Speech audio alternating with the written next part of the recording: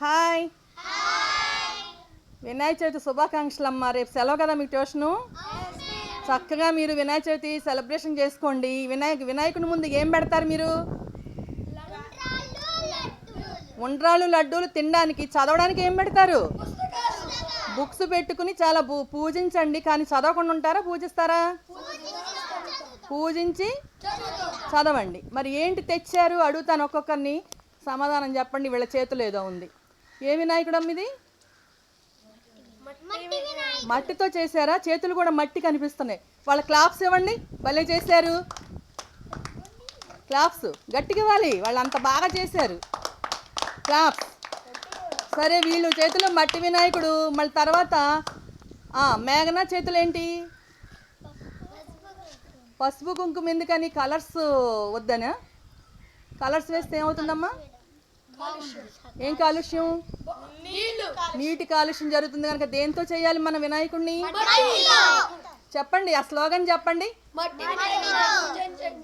పర్యావరణాన్ని కాపాడండి. మళ్ళీ గట్టిగా. మట్టి వినాయకుడిని పూజించండి, పర్యావరణాన్ని కాపాడండి. మంచి మెసేజ్ ఇచ్చారు మీరు. తర్వాత చేతిలో ఏంటది? సూర్యవంశీ. గరిక. ఇంకా బుట్టలో కూడా ఏదో కనపడుతుంది ఇక్కడ.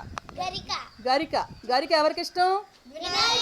వినాయకుడికి గరిక ఇష్టం. ఎందుకు ఇష్టమో తెలుసా మీకు? గరిక ఎందుకు ఇష్టమో తెలుసా? పచ్చదనానికి సూచిక అది. పచ్చదనం పాడి పంటలకు సూచన.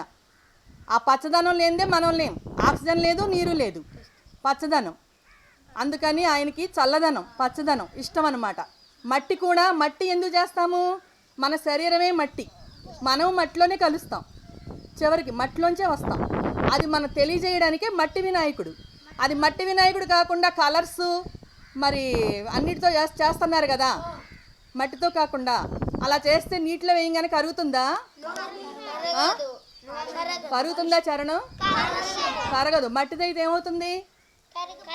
నీటిలో కరుగుతుంది. కాబట్టి మట్టి వినాయకుడిని చెయ్యాలి. మంచి స్లోగన్. ఇంకా ఏంటి? బాంతేజ చేతులు ఏంటి కనపడుతున్నాయి?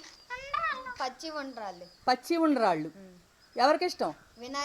వినాయకుడికి పచ్చి ఉండ్రాళ్ళే ఇష్టం అంట. ఎందుకని తెలుసా? పచ్చి వాటిల్లోనే మంచి విటమిన్స్ ఉంటాయి. పచ్చి కూరగాయలు తినండి, పచ్చివి ఎక్కువగా తినండి అని చెప్పడానికి ఆయన పచ్చివి తింటున్నాడు. ఉడకబెడితే అందులో ఉన్న మినరల్స్ పోతాయి. పచ్చి ఉండ్రాళ్ళు తినండి. ఆయనకి పచ్చి ఉండ్రాళ్ళు ఇష్టం.